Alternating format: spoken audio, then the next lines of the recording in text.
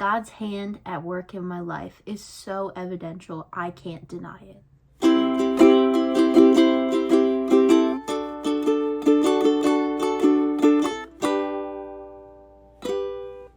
Hi, I'm Rachel. Today I'm going to be talking a bit about the story of our son being in the NICU after he was born. So he was born on March 15th at 8:59 p.m. Everything seemed fine right away. There wasn't any issues immediately after birth or anything. And so March 15th was a Friday. The next day, obviously Saturday, he had just routine stuff, hearing tests, normal things, and they really push you to rest after you have a baby, obviously. By the evening that Saturday, they took him to the nursery in between like normal tests and things like that to watch him so that I could get some rest. It was really cold in this hospital room, like the rooms that I was in, and so he was really cold. I was thankful they took him to the nursery so that they could keep him a bit warmer. They ended up keeping him in the nursery overnight, which was fine. It wasn't supposed to be an issue. She was just keeping a close eye on him since he was so cold, and he struggled to eat a little bit, but he was also really sleepy, which makes sense because it turns out his blood sugar was too low. So Sunday morning we got up, I think around 9 in the morning. I say got up, you're awake all through the night off and on, but I actually got up for the day around 9 in the morning on Sunday, March 17th. We were going to eat breakfast and then go see him in the nursery, and they had said that they wanted to talk to us, like I think the charge nurse. We expected we had time to eat breakfast and then go in there and see him, and this was 2 days after birth, so we thought we'd be going home within a day or so. That was in fact not the case. So we were sitting on the bed eating breakfast, and this doctor that I hadn't met before comes in the room, and he said, "Do you want to go home today?" I said, "With our baby?" And he said, "About that. They're actually putting him on a helicopter and sending him to this children's hospital." I was like, "What?" So we very quickly moved the breakfast table out of the way and went to the nursery to go see him. So the children's hospital, in relation to where I gave birth, is about 2 hours away. So that's why they had to take him on a helicopter, because he was in really critical conditions with his blood sugar being so low.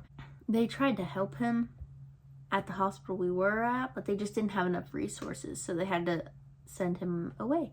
So we go to the nursery to see him, and we were with him for about 20 minutes to half an hour, and we just, looked at him, and he was finally warm. He had been so cold when he was in the room I was in, because that room was freezing cold, and I was happy he was finally warm. So we spent that last little bit of time with him, and we could hear the helicopter fly in and land on the hospital roof, I assume. So once the helicopter landed, they told us they had to get him ready to go, and then they would bring him to the room. Before we left the nursery, I told him God loves him so much. We love him so much, and we're gonna obviously go be with him. So we go back to our room while they're getting him ready, and we just start getting ourselves ready like crazy, so fast. My husband's packing all the things, I'm trying to get dressed and put together. The nurse for me is coming into the room and, trying to make sure I have medication and different things and like discharge paperwork. And we're just like, gotta go, put stuff together and get ready to go. Because it's 2 hours away. The helicopter ride is 45 minutes. And obviously, we want to hurry to the hospital he's going to and be with him. They said it takes around an hour to get the baby settled when they put him in the NICU at the children's hospital. So we knew we had, about the right amount of drive time to be able to see him when we got there. They had him all ready to go in one of the isolette boxes, and he was all strapped in.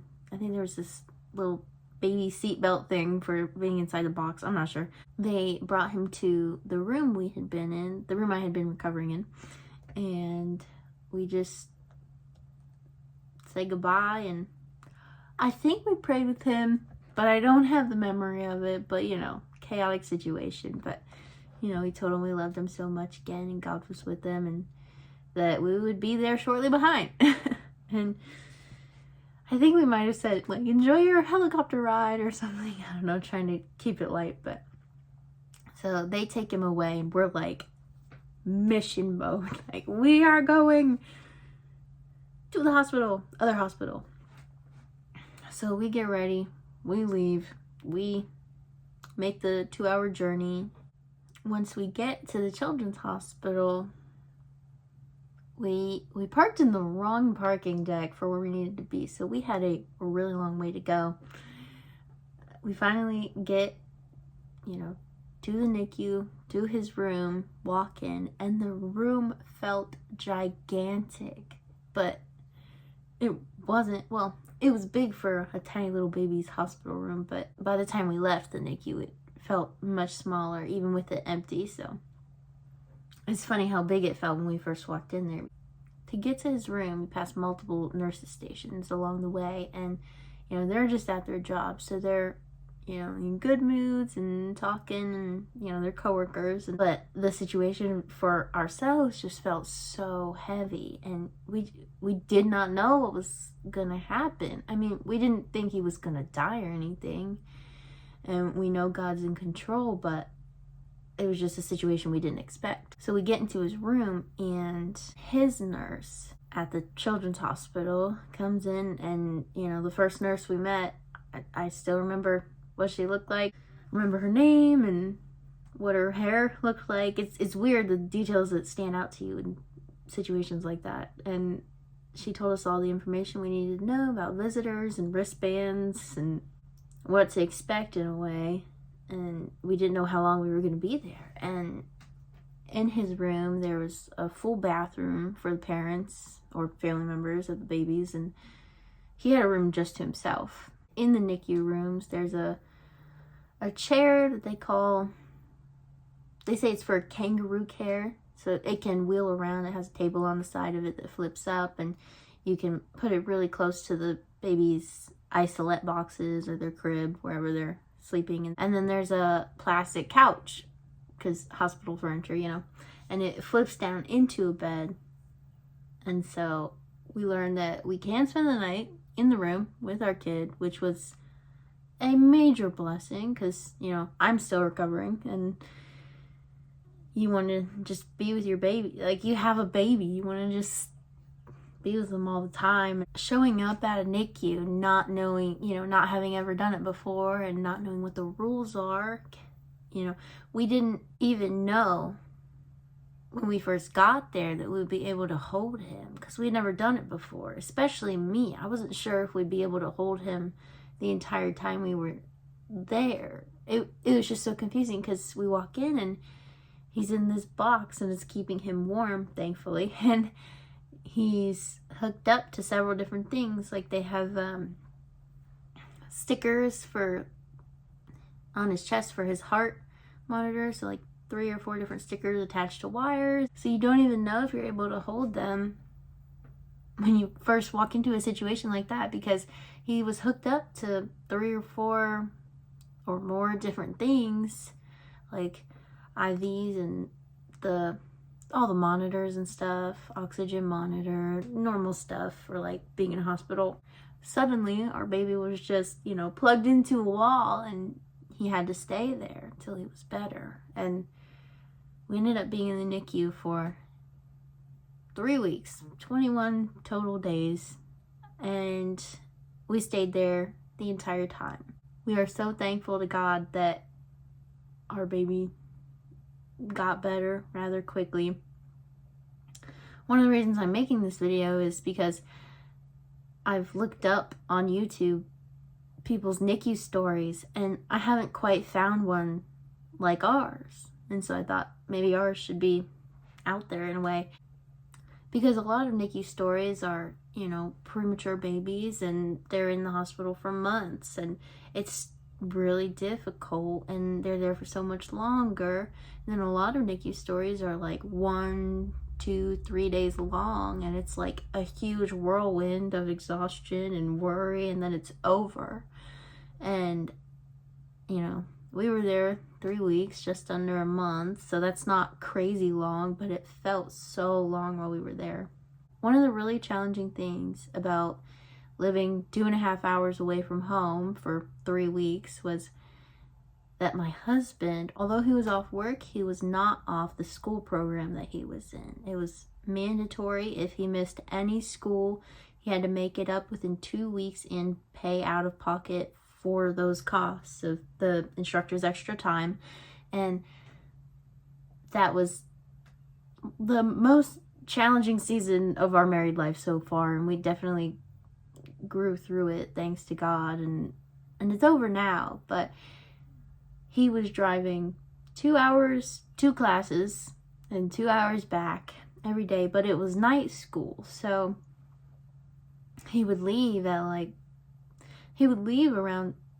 4:30 in the afternoon, because it started at 6, and he wouldn't get back till between 1 and 3 a.m. every single day, most weekdays. And then he had some weekend activities there, and there was one night he had to spend the night, closer to home than in the hospital with us, and that was challenging as well, because he had classes the next morning. The whole thing felt like super long, and now it's been so much longer on the other side of it. So because of the strictness of his school program, he had already missed 2 days from the birth itself. And, well, the first day was from the birth because it was a Friday. The second day was the Monday after we were at the children's hospital, because we were still kind of mentally getting our footing with, what's going on? How long are we going to be here? We had no idea, and just, supporting each other. And it was really hard on him to leave me as well as the baby, because I had had a C-section. So it was not an emergency. It was just more urgent, like medically advised for like the best outcome. And so thankfully he was able to be in the surgery, and I was awake, and all the stuff you don't get with an emergency one. And we were thankful for God's provision of safety in that. And so I couldn't walk very well because, surgery at the beginning. And so it was really, really hard on him to do what God called him to do, and keeping to this school program and showing up and getting through it. Thankfully, that's all over, and he's graduated by now, and he's able to be with us at home again, and we're really blessed to have that. So upon talking to other NICU parents that we knew in personal life or that we met while we were in the children's hospital with our son, it really changes you as a person in a way. The mindset and like everything you kind of go through when you have a hospitalized child, it's just really difficult, and I'm sure that's understandable. One of the things that was challenging during that time was, it felt like we were in a time capsule. Time worked so differently. Days, there would be pockets of time where we didn't expect to have free time, and then there would be days where we felt like we barely caught our breath between visitors and nurses coming in for him. One thing that struggled was, being able to keep faith and lean on God, and, because it was such a challenging time. And we had family visit here and there when, all of our family that came just offered to come and be supportive, and they brought us food, and that's another thing. People brought us food and drinks and all kinds of stuff. I received free meals from the children's hospital for being a breastfeeding mom, but my husband didn't have any food, and he was spending so much money on gas that we weren't sure if he was going to run out, but we were just going with it. And the hospital food is really expensive. They had an amazing salad bar though. And so, family members brought food or hot food, like ate a meal with us, or bottled water, snacks, just whatever. And I was able to send him with just a bunch of snacks every night that he went to school. And his classmates bought him food sometime before he came back to us. And a lot of people were praying back home and different churches, and just we were really, really taken care of at this time, you know, close up and far away. We're really thankful for that, and super blessed to have the community that we have around us. Since it was so challenging, sometime during the first week that we were there, I decided to start a journal, but I only did one day, the day that I decided to do that, wrote stuff down, and then moved on. I have this journal entry pulled up on my computer here. I wanted to read it and then kind of go into it a bit. So here's part of it. Today we were in the cafe eating lunch, and my husband pointed to the window and said, "Bird." I asked what kind of bird, and he said it was a sparrow.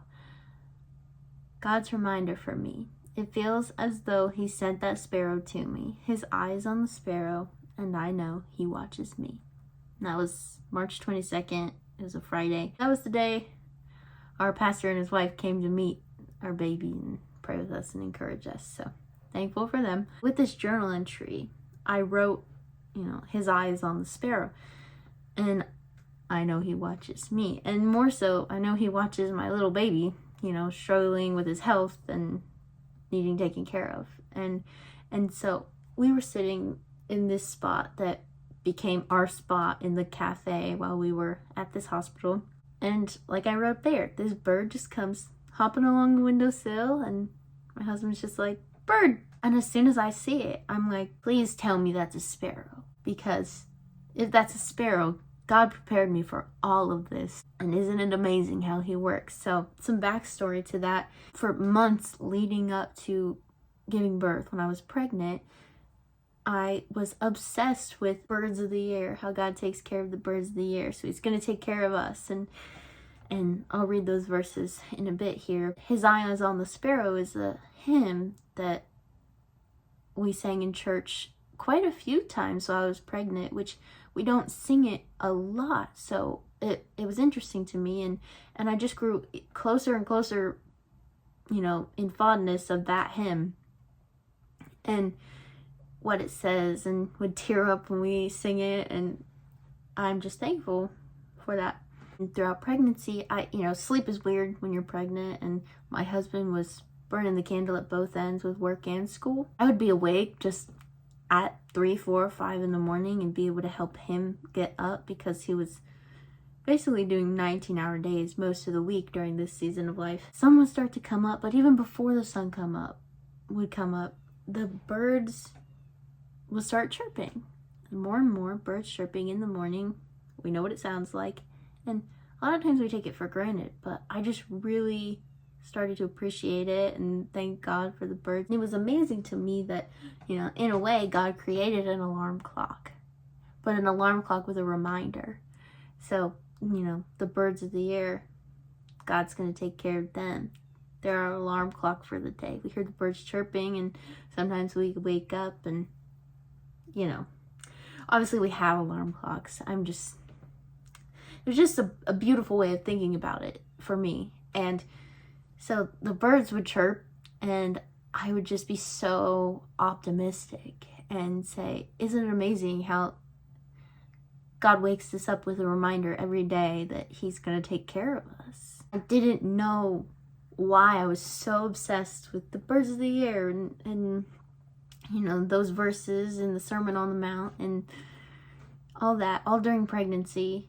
And his eyes on the sparrow, him, when I saw the sparrow on the window ledge when we were in the cafe at the children's hospital while our son is in the NICU, it just all came together. And I'm just so thankful for that, because that really, you know, that was only, you know, March 22nd. So that was only like at most a week, I don't know, do the math, of being there. And we ended up there for 3 weeks, but it was kind of touch and go being there.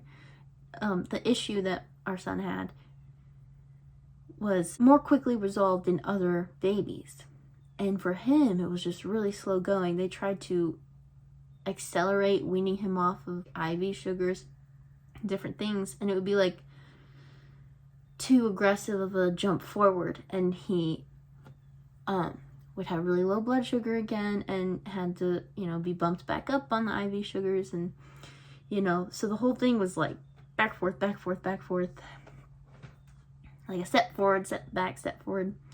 And so a lot of days there felt like a standstill. But doctors, because of their normal expectations, kept giving us different ideal estimates of going home dates. So because of that, we just kept thinking, we're not going to be here at this date. We're not going to be here at this date. He was born on March 15th. March 31st was Easter. Then there's, next thing you know, it's April. When you have a baby in the middle of March, you expect, I'm having a baby in March, where you mentally expect to come home with the baby and whatever new motherhood looks like once you are home, but you expect to be home. And that didn't happen. We ended up spending Easter there, his first Easter, and the longer we were there, the easier it got, because the longer we were there, the more we had mentally processed that we were there. And it was still difficult, but also the longer we were there, he was getting better.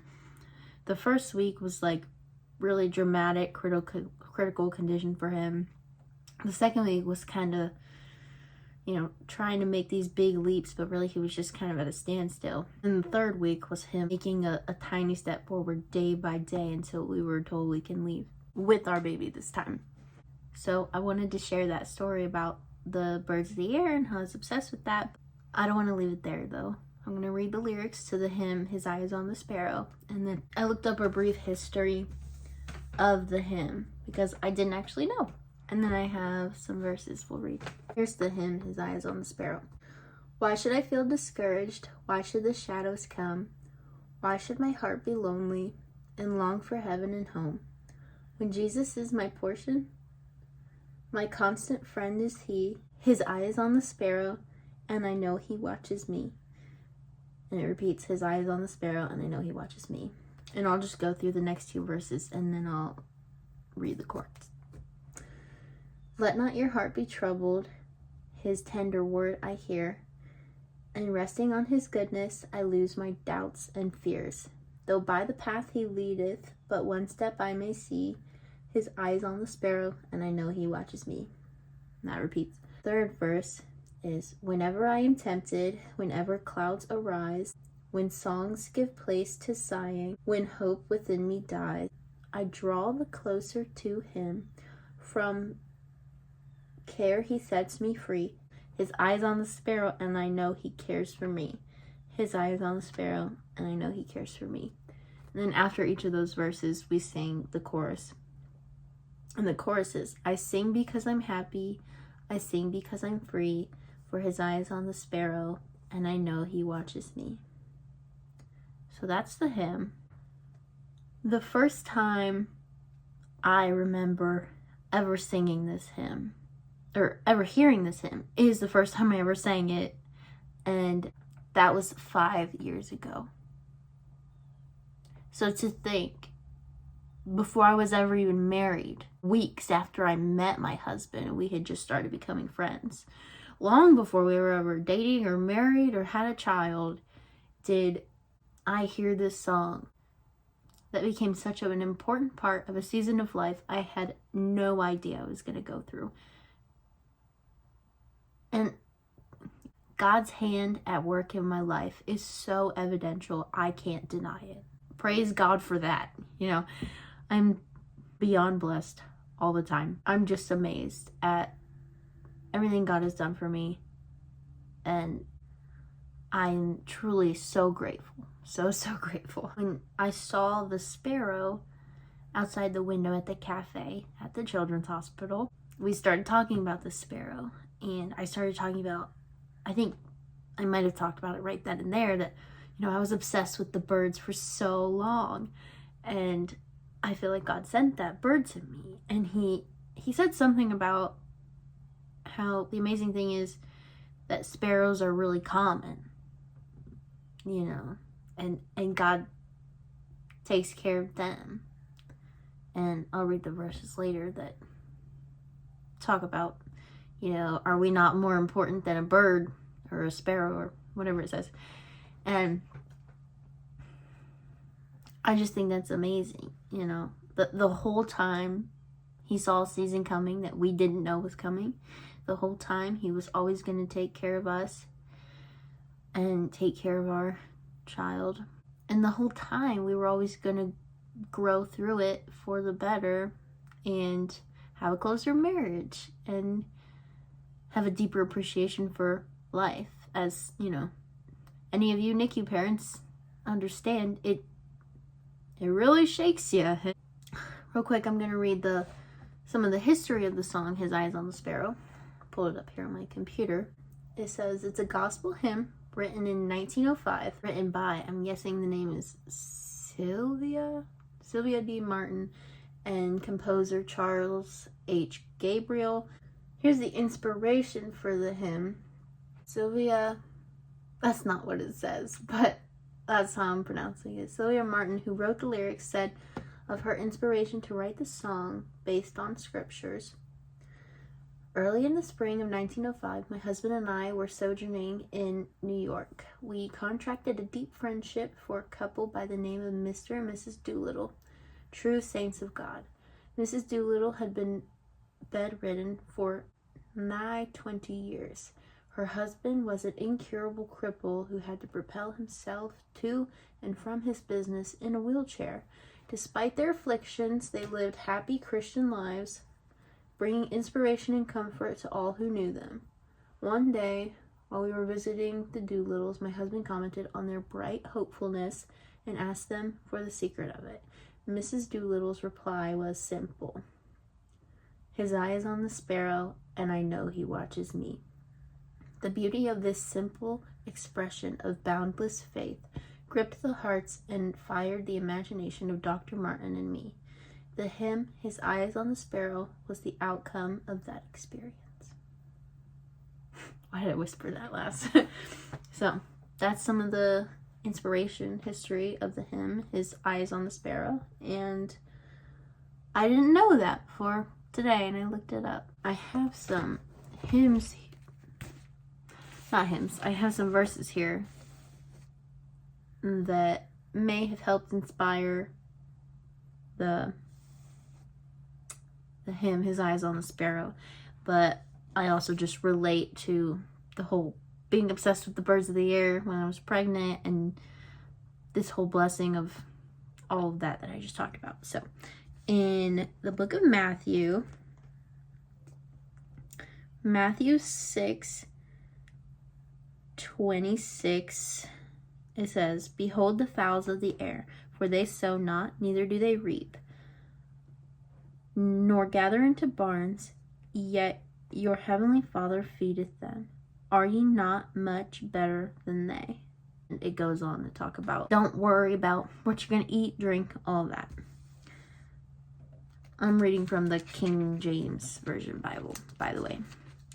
And then Matthew 10:29-31. Are not 2 sparrows sold for a farthing, which I believe is just currency, and one of them shall not fall on the ground without your Father? But the very hairs of your head are all numbered. Fear ye not, therefore, ye are of more value than many sparrows. So, God cares about one little sparrow that's hopping along, reminding me to be encouraged outside this hospital. And like my husband said, it's very common to see sparrows, and God cares about them. And right there in scripture it says, are you not more important than a sparrow?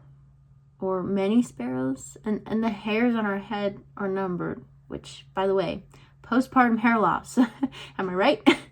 Yeah. I hope all of this was an encouragement to you, and I hope it wasn't too rambly or anything. I knew I had to share this story and glorify God with it. And, I knew then that I had to share this story. Like, when it happened, I knew I had to share this story somehow, and it just amazed me so much. And so hopefully you have some takeaways from this. And by the way, our baby's happy, healthy. We went home, obviously, 3 weeks after we had been there, and he's completely done with the issue. It was just transient, so he got over it, and then we were sent home, and he's 4 months old now, so that's amazing. And we're obviously so grateful and so blessed. Don't forget, when you hear birds chirping in the morning, that God's always going to take care of this, and we can be very thankful for that. I think that's all for now. Thanks for visiting my channel, and I hope you'll join me in having an attitude of gratitude. Until another time, have a great day. Bye. Hi, me from a different day. I forgot to mention that if you have a child in the NICU right now, or you did have a child in the NICU, I understand a lot of what you might be going through, and I wanted to encourage you to lean on God, and I hope this video was a reminder of that, and I will be praying for you and your child that is in the hospital. Thank you for taking time out of your day to listen to this story. I hope you got some encouragement out of it. Goodbye again.